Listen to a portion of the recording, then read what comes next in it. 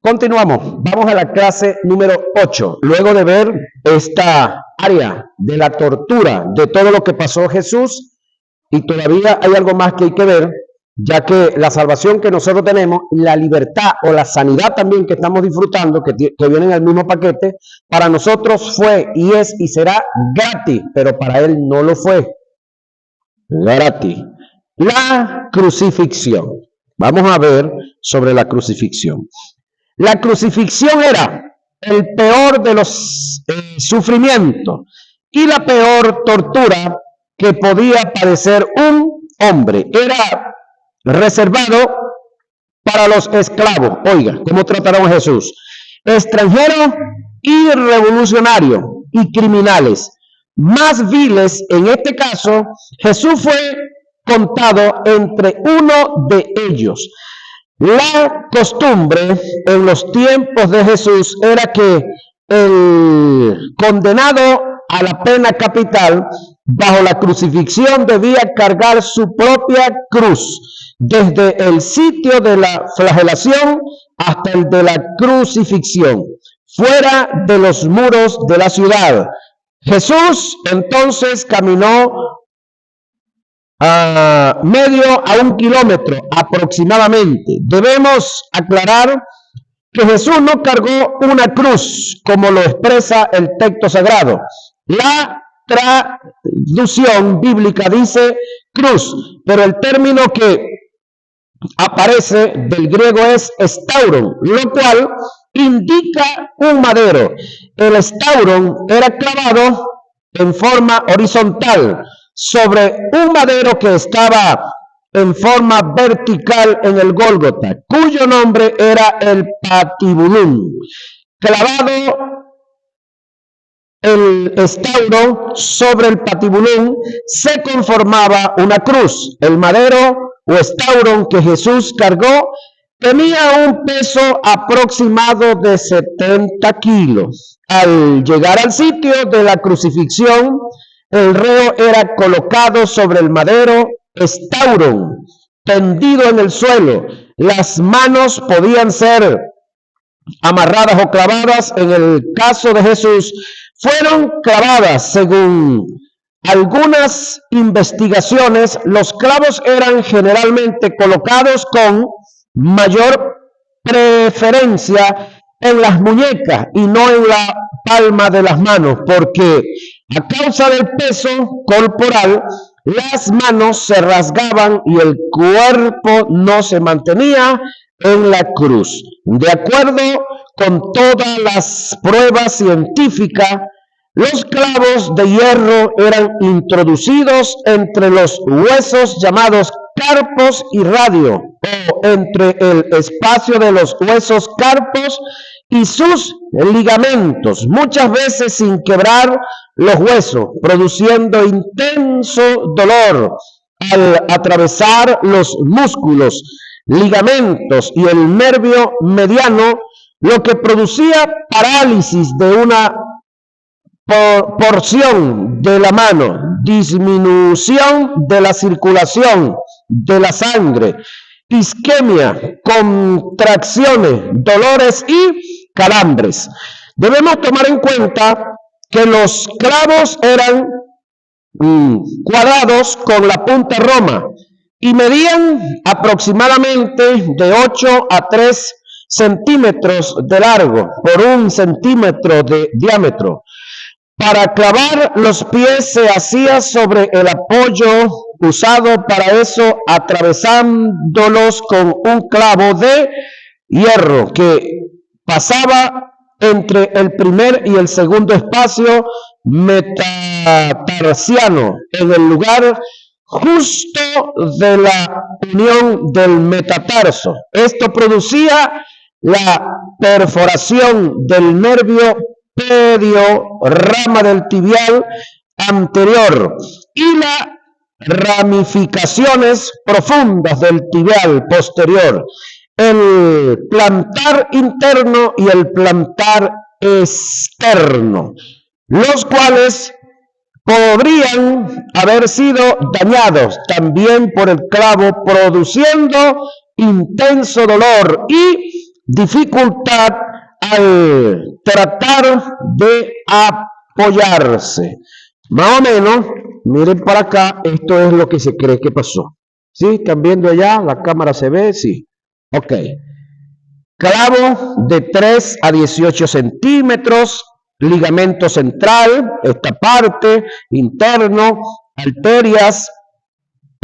Se cree que fue clavado en esta parte, no acá, para que no hubiera desgarra.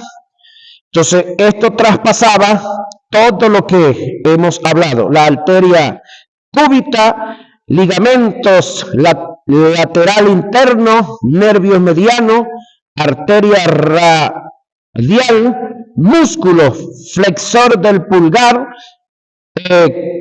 el clavo en el madero, es decir, luego traspasar la mano se clavaba en el madero para poderlo sostener. Aunado a esto, para fijar la espalda del crucificado al madero, se dislocaban las coyunturas que están a la altura del brazo con el omoplato, produciendo separación de la extremidad con intenso dolor. Esto lo hacían fijando una de las manos al madero con un clavo y de otro extremo con una cuerda. Se ataba la otra mano por la muñeca, haciendo presión en sentido contrario,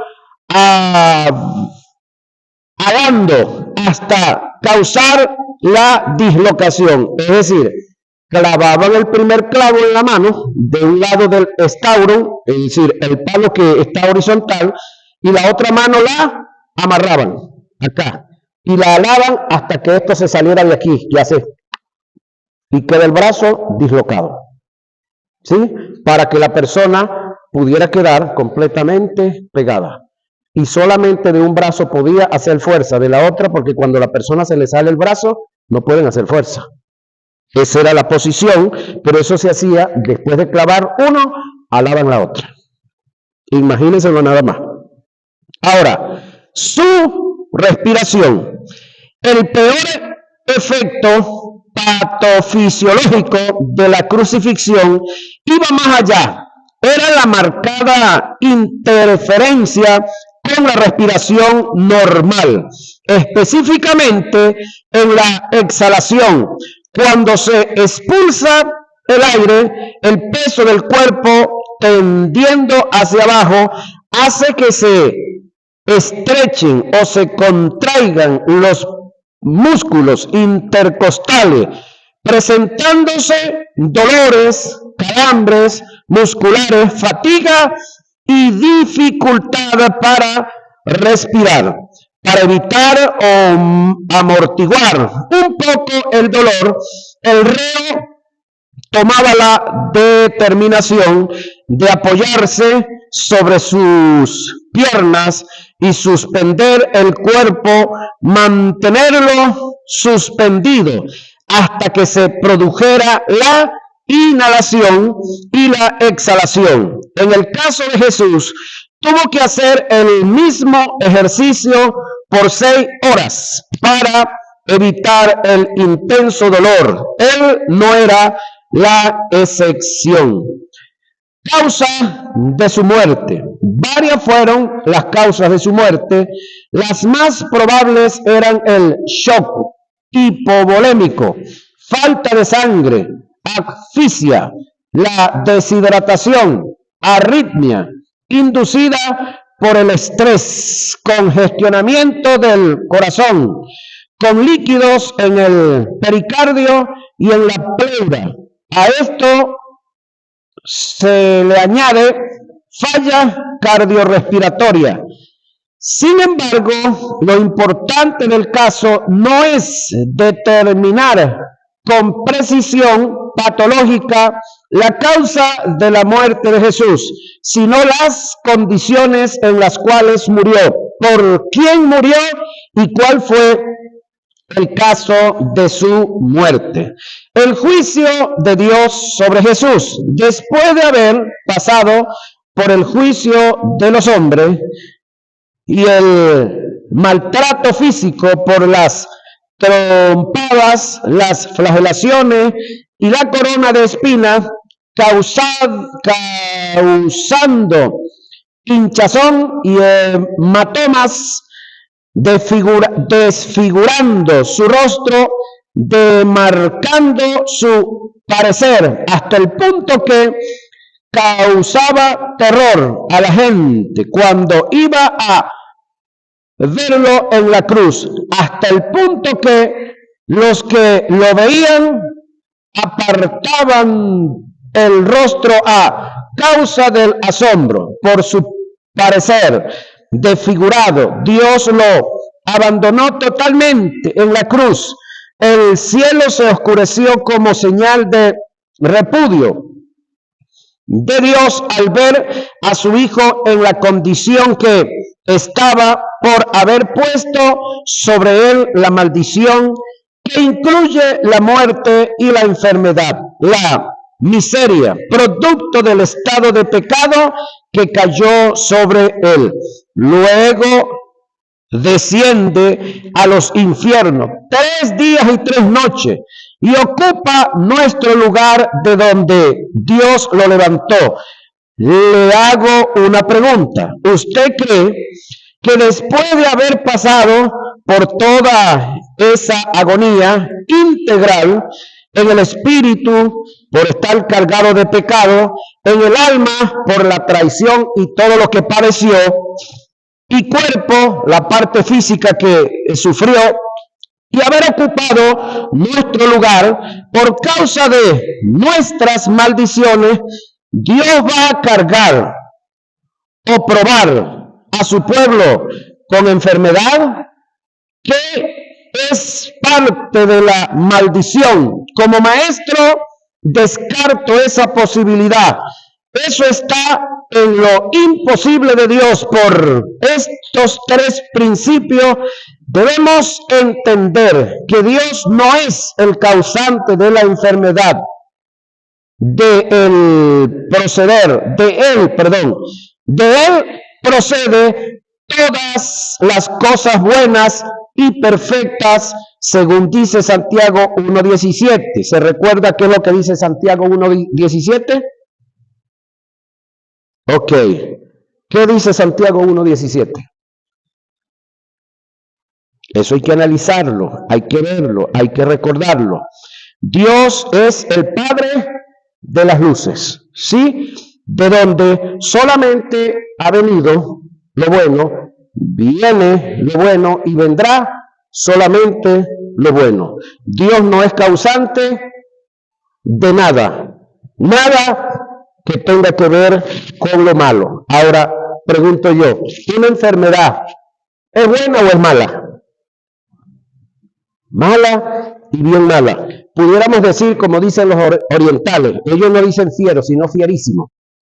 ¿Sí? Entonces la enfermedad no es mala, es malísima en todas las áreas. Malísima, malísima. ¿Quién se alegra cuando está enfermo? Ustedes no vinieron hoy, ¿verdad? Ok.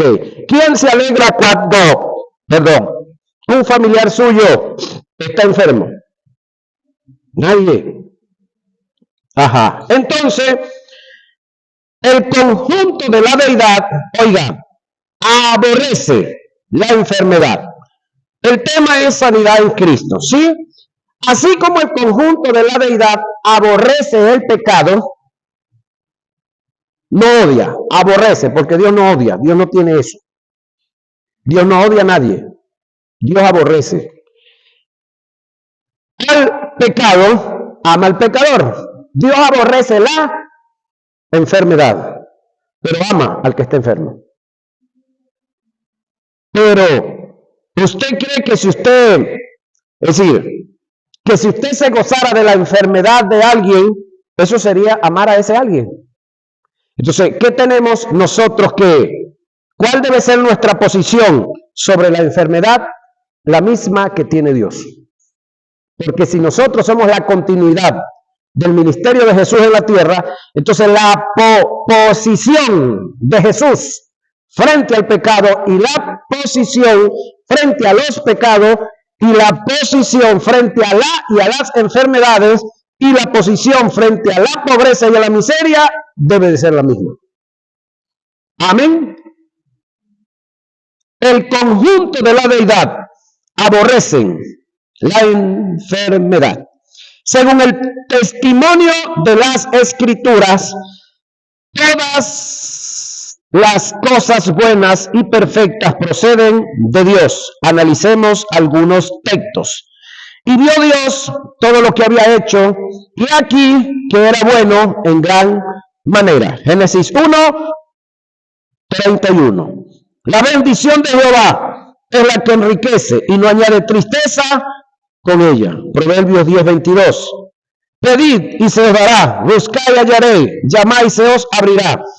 Porque todo aquel que pide, recibe, y el que busca, halla, y al que llama, se le abrirá. ¿Qué hombre hay de vosotros que si su hijo le pide pan, le dará una piedra? O si le pide un pescado, le dará una serpiente. Pues si vosotros, siendo malos o siendo de naturaleza mala caída, sabéis dar buenas dádivas a vuestros hijos, ¿cuánto más vuestro Padre que está en los cielos dará buena cosa a los que le pidan? Mateo 7:9 y 11. Sin embargo, quiero aclarar algo aquí. El texto dice, por aquí, siendo malos, pues si vosotros siendo malos, pregunto yo, este término que Jesús utilizó aquí, en el momento que lo utilizó, está muy bien utilizado porque todos estaban caídos en Adán. Amén. Pero ahorita este término malo, ¿será que le cabe a usted y me cabe a mí? ¿Por qué razón? ¿Por qué no nos cabe? Y allá sí cupo. Porque allá estaban caídos en Adán. Cristo no había muerto y no había resucitado.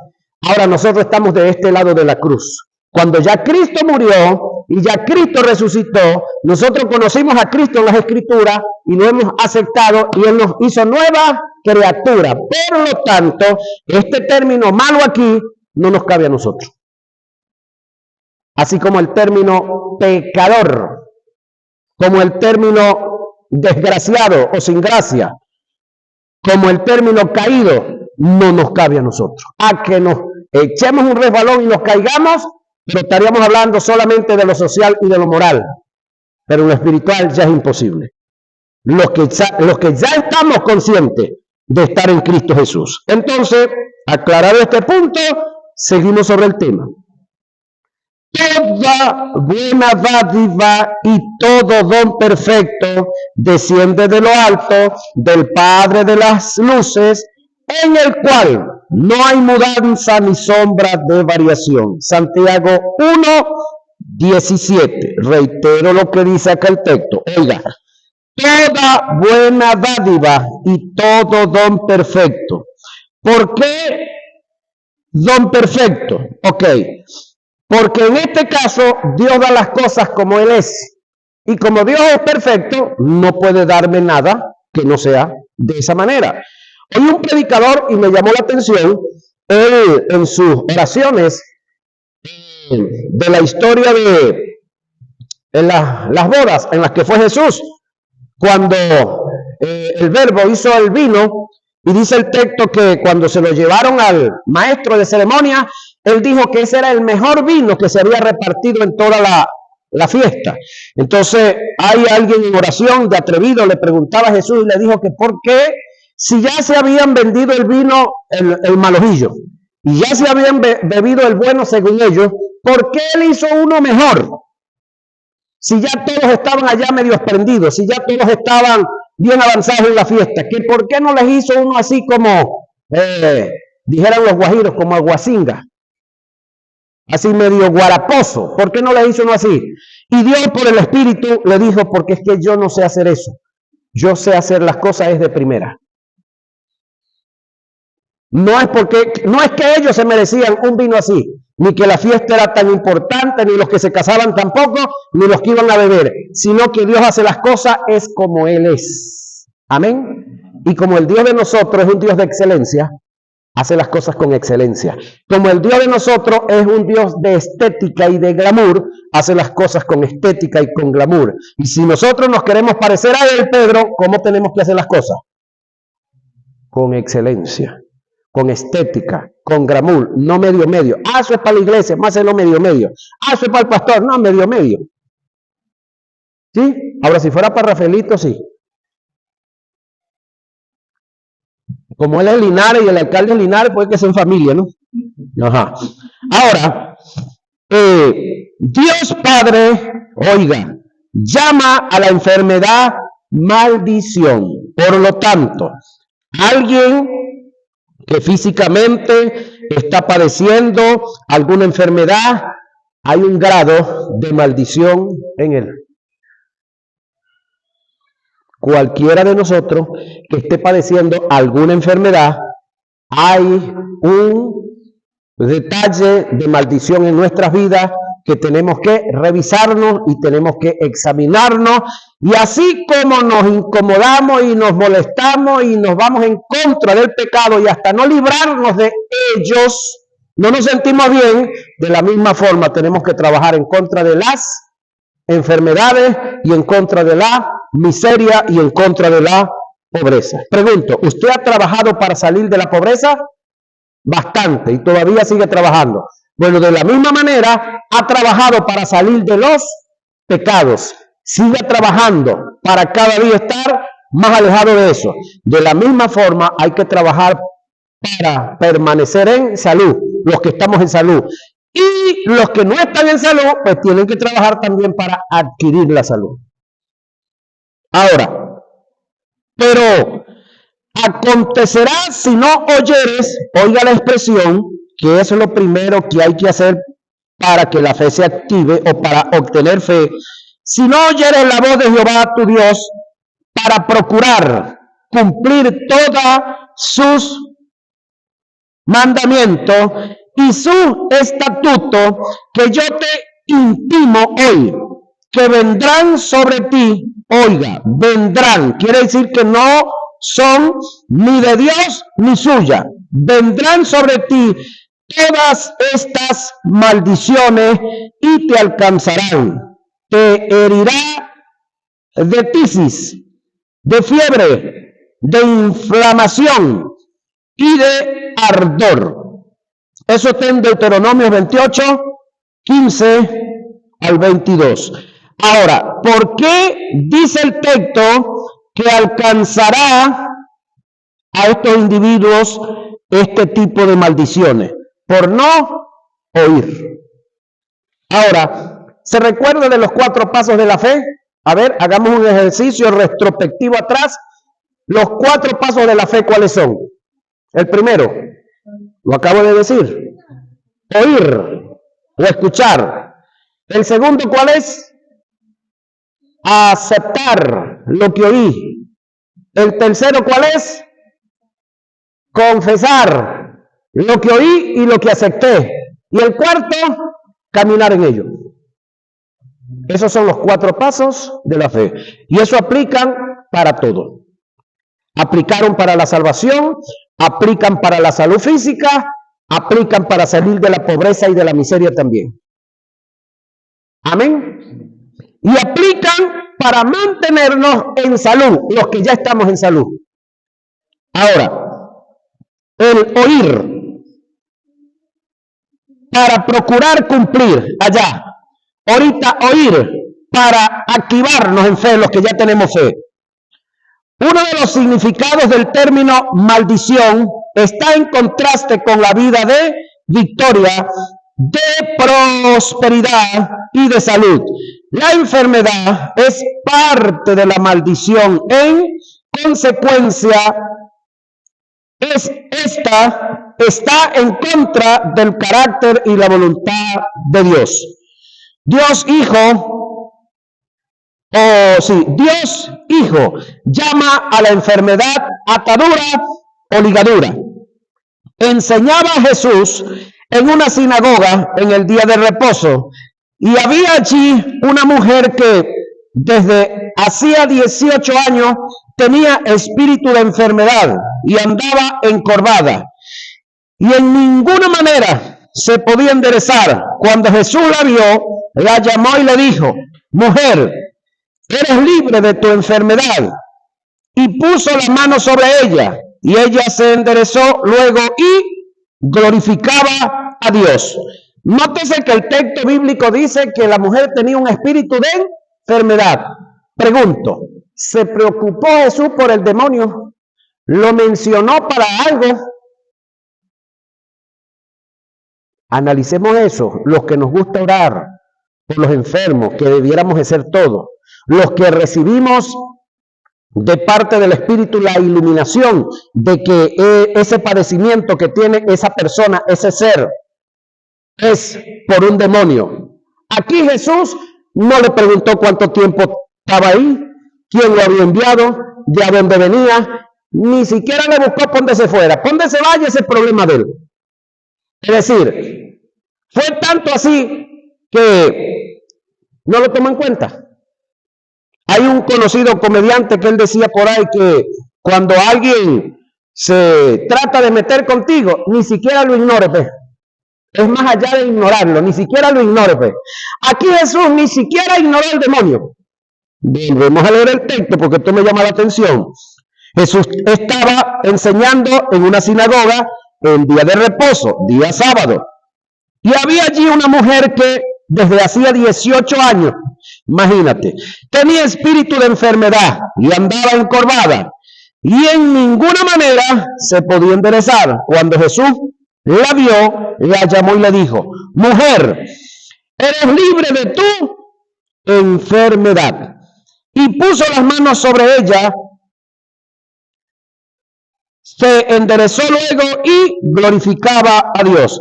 Pero el principal de la sinagoga, es decir, el pastor de la iglesia, enojado de que Jesús hubiera sanado en el día del reposo, dijo a la gente: 6 días hay en que se debe trabajar. Mi pregunta es, ¿Jesús estaba trabajando, tenía un machete en la mano, tenía un pico, tenía una pala? Esa es una de las preguntas. La otra es, ¿la sinagoga la abrían otro día que no fuera el sábado, pastor? Ahí no era como aquí que hacen culto todos los días y cada rato terminan la escuela y salen para el culto. No, ahí se hacía culto los sábados nada más. El sábado nada más se abrió el templo. Entonces tú te imaginas que de repente yo estoy enseñando aquí y Dios por el Espíritu me dice que hay aquí alguien que está enfermo y yo le ordeno a la enfermedad que se vaya, se sanó y sale Quintero bravo. Ya va. ¿Ama a esa persona Quintero si se enojó porque la persona fue libre? Bueno, ese era el pastor que tenía esta mujer aquí. Vino alguien, oró, se sanó y él se enojó. Pregunto, ¿quiere usted un pastor así?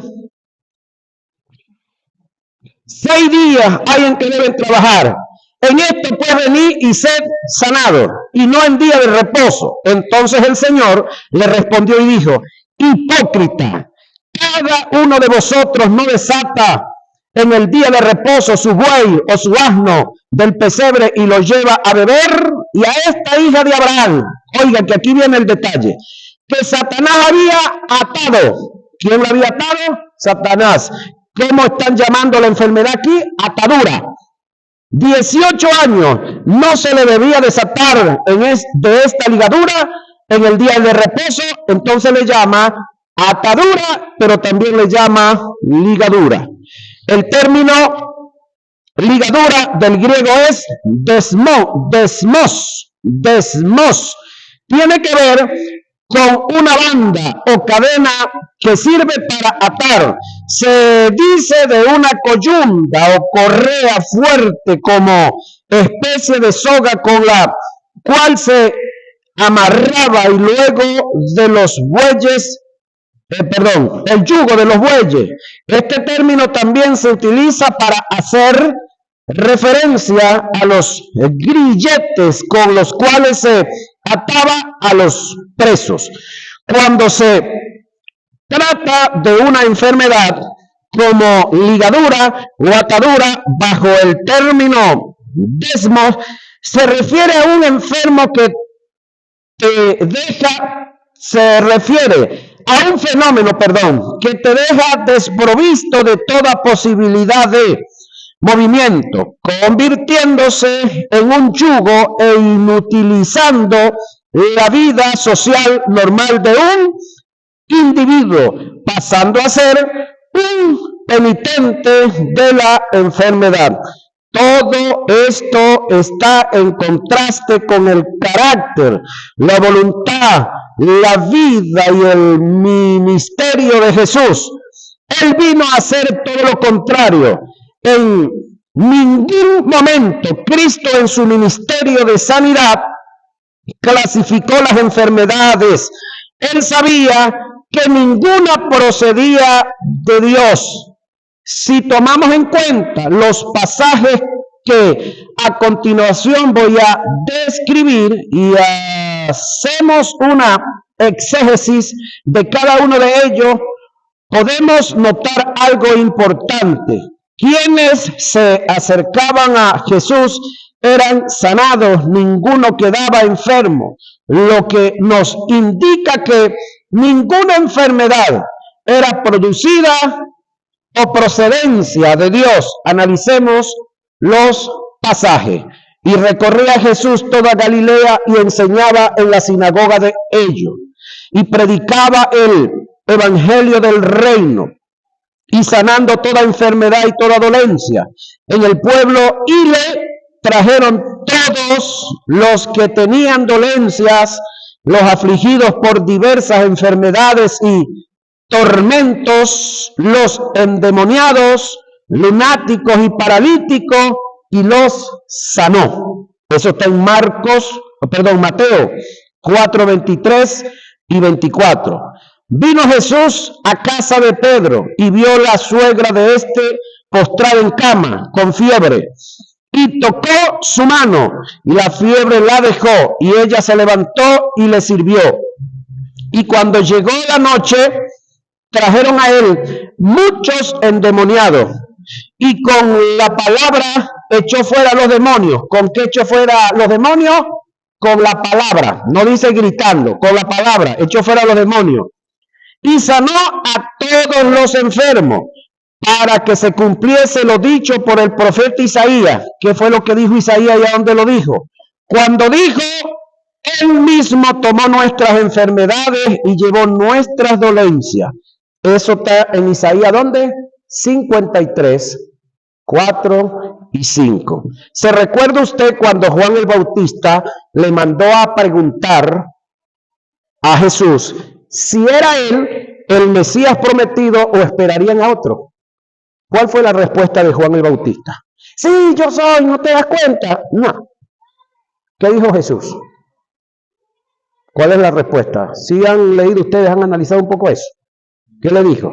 Dígale a Juan que los endemoniados son libertados. Dígale a Juan que los enfermos son sanados. Dígale a Juan que a los pobres se les está predicando el evangelio. Ya va, ¿qué fue lo que le quiso decir? Dígale a Juan que se recuerde que es del único que está llevando a cabo el cumplimiento profético de lo que fue anunciado, que él lo conoce bien y sabe bien, soy yo. Él no le dijo, no, yo soy, no. Él le recordó lo que estaba escrito, lo que estaba registrado. En otras palabras le dijo, Juan, ¿hay algún otro hombre en las escrituras, en el Antiguo Testamento, que se hayan dado las señales y los milagros que se están dando a través de mí? O en otras palabras, lo que está registrado y lo que está escrito de el Mesías, ¿tú no lo ves que se está viendo en mí, Juan? Es decir, reflexiona, Juan, ¿qué está pasando contigo? La tribulación, la angustia de estar encerrado allá te tiene pensando, te ha opacado, te ha apagado un poquitico el conocimiento de las escrituras que tienes. ¿No ves cómo en mí se está cumpliendo y en el ministerio que recibí de Dios ordenado por ti se está cumpliendo lo que está registrado en las escrituras? Ahora,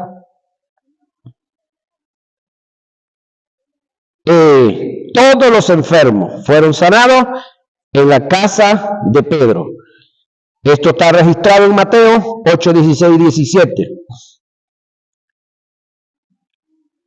Recorría Jesús todas las ciudades y aldeas, enseñando en las sinagogas de ellos y predicando el evangelio del reino y sanando toda enfermedad y toda dolencia en el pueblo. Mateo 9:35. ¿Qué era lo que predicaba Jesús? El evangelio del reino. ¿Cuál es el evangelio que nosotros tenemos que predicar ahorita? ¿El evangelio del reino que predicó Jesús o el evangelio de la cruz que predicó Pablo? ¿Quiénes van a predicar el del reino? Los 144,000 y los 2 testigos. Pero el hecho de que nosotros estemos predicando el evangelio de la cruz, eso le niega y le resta la posibilidad a nosotros como predicadores del evangelio de la cruz, nos resta el derecho de orar y sanar a los enfermos, o darle la oportunidad que Dios a través de nosotros, a través de la imposición de manos y a través de la administración y oración de nosotros, el Espíritu Santo sana a los enfermos. No. El detalle está que cuando Jesús está predicando, no puede predicar el evangelio de la cruz porque él no había ido a la cruz todavía. No había muerto, no había resucitado. Entonces, él está predicando el evangelio del reino porque el rey era él. Esa es la diferencia que hay entre el evangelio del reino y el de la cruz. Es que el evangelio, la palabra evangelio es buena, sin S, buena nueva, o noticia nueva. Jesús estaba predicando la buena nueva o la nueva noticia que venía desplazando la vieja noticia. ¿Cuál era la vieja noticia? Se la leí hace ratico.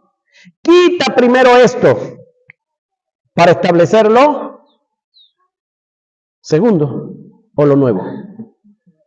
Ajá. Entonces la vieja noticia era sacrificio, no te agradaron más. Holocausto, no te agradaron más. Y todo lo que se hacía en la ley no te agradaron más. Entonces, quita esto primero para establecer lo segundo. ¿Qué es lo segundo? El nuevo pacto. Perdón, lo último. Decir segundo es como decir el postrer Adán. El término postrer es el segundo, sí, pero sin darle derecho a un tercero. Postrer. Lo último es que no hay más. Entonces, el evangelio que predicó Jesús es el evangelio del reino. El que nos toca predicar a nosotros es el de la cruz. Pero nuevamente se va a volver a predicar el evangelio del reino. ¿Quiénes lo van a predicar? Los 144,000 y los 2 testigos en plena dispensación de la gran tribulación. En el periodo de la gran tribulación. Y ya nosotros vamos a estar en el seno de Jesús, en el cielo, siendo juzgado para luego ser galardonado. Entonces, reitero acá una vez más, recorría Jesús todas las ciudades, ¿cuántas? No sabemos, y aldeas, enseñando en la sinagoga, lugar de reunión de ellos, las iglesias locales, pudiéramos decir ahorita, de ellos, y predicando el evangelio del reino, y sanando toda enfermedad y toda dolencia en el pueblo. Mateo 9:35. Y sabiendo esto, Jesús se apartó de allí y le siguió mucha gente y sanaba a todos. Mateo 12:35. Al ponerse el sol, todos los que traían enfermos de diversas enfermedades los traían a él, y él poniendo las manos sobre cada uno de ellos los sanaba. Eso está en Lucas 4:40. Ahora mi pregunta es, si tenemos tanto material sobre lo que es la sanidad divina, ¿por qué no enfocarnos, escúcheme, en la doctrina de la sanidad? Porque le digo algo, hay cosas que nosotros estamos enseñando en nuestras iglesias, pastores, que no son doctrina. Me explico. Cuando un tema bíblico solamente tiene un texto bíblico, no tiene segundo, no hay otro texto, no hay un tercero, no hay un cuarto texto, no se puede aplicar como doctrina. Yo no debo agarrar una verdad circunstancial para querer hacer de una verdad circunstancial una doctrina. Doctrina es algo que tiene varios textos que lo apoyan, y de paso en varios libros. Entonces pudiéramos hablar de la doctrina de la sanidad divina.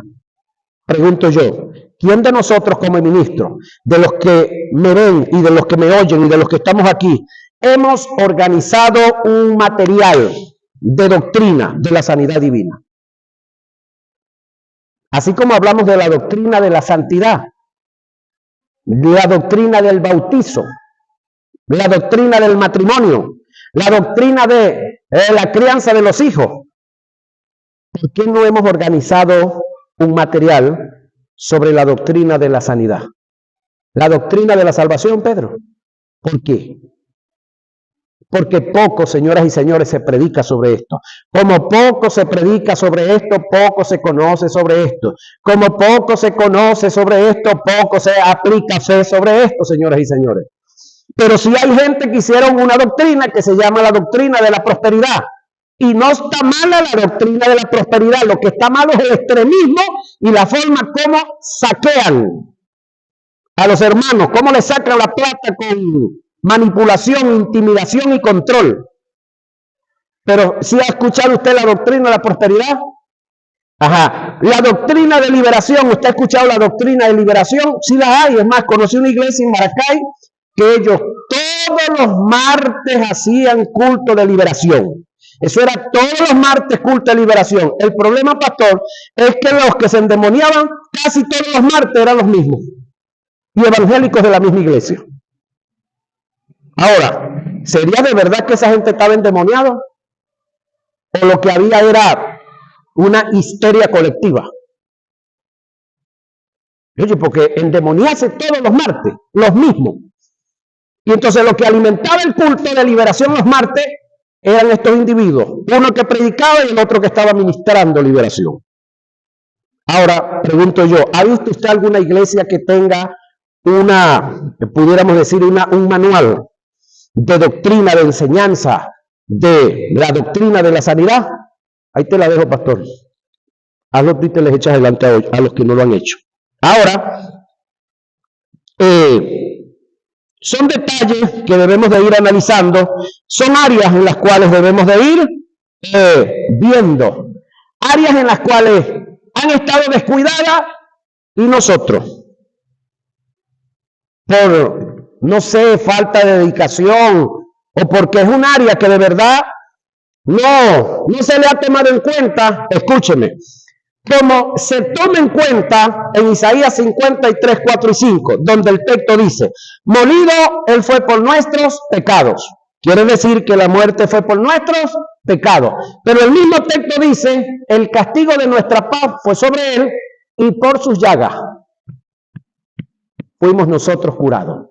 Ya va. Entonces, ¿por qué si tomamos en cuenta el perdón del pecado y los pecados en el texto y el contexto que habla de la sanidad no lo tomamos en cuenta al mismo nivel, pastor? Entonces, por eso es que tenemos una iglesia salva, santa, pero enferma. ¿Quién es el culpable? ¿Cristo Jesús? No. Nosotros mismos o los líderes que nos enseñaron de la forma como nos enseñaron, pero sí, si hasta cierto punto fueron culpables los líderes que nos enseñaron, los que nos enseñaron, es momento de que nosotros rompamos el patrón ese con el cual fuimos formados hasta aquí y que ahora, si tenemos un mensaje de Isaías 53, 4 y 5 y vamos a dedicar una predicación de ese texto, debemos de dividir la mitad de los 45 minutos, hablemos de santidad, de salvación, de libertad, pero la otra mitad de los 45 minutos, hablemos de ¿qué? Sanidad. Para que entonces tengamos una iglesia integralmente bendecida. Una iglesia salvada, una iglesia libre del pecado y de los pecados, y una iglesia libre de toda maldición de enfermedad, de toda ligadura de enfermedad. Amén. Nos vemos en la próxima